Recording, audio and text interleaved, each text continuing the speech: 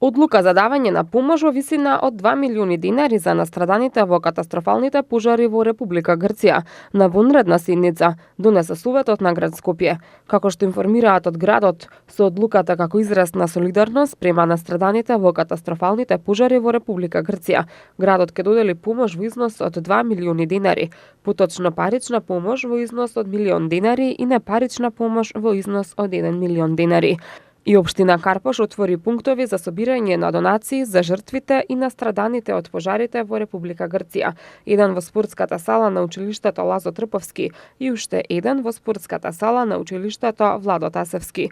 Пунктовите, како што информираат од општина Карпош, ќе бидат отворени од 12 до 18 часот денеска и утре, додека за време на викендот од 10 до 14 часот. Градоначалникот на општина Карпош Стефан Богоев ги повика сите граѓани, фирми и организации да ја покажат својата хуманост и да донираат дел од потребните продукти, како вода, конзервирана храна, средства за хигиена и за дезинфекција, како и пелени за бебиња. Во овие моменти најбитно е да ја покажеме нашата хуманост и солидарност. Ве повикувам сите граѓани на Карпош.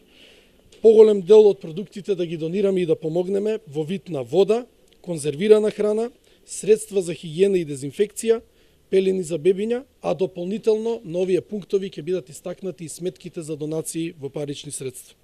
Карпош од секогаш бил символ на хуманост и солидарност. На денот кога одбележуваме 55 години од катастрофалниот скопски земјотрес, да се солидаризираме и сите заедно да подадеме рака кон Атина, која во минатото помогнала во возобновувањето на Карпош. Улицата Атинска, која се наоѓа во Карпош, е потсетник на хуманоста која што Атина некогаш имала кон Карпош. Сега е време ние да возвратиме и ние да одговориме. Граѓаните имаат можност да донираат 100 динари со повик на телефоните 075 070 или 077 143 400 или со донација на жиросметка на Фондот за солидарност во Комерцијална банка.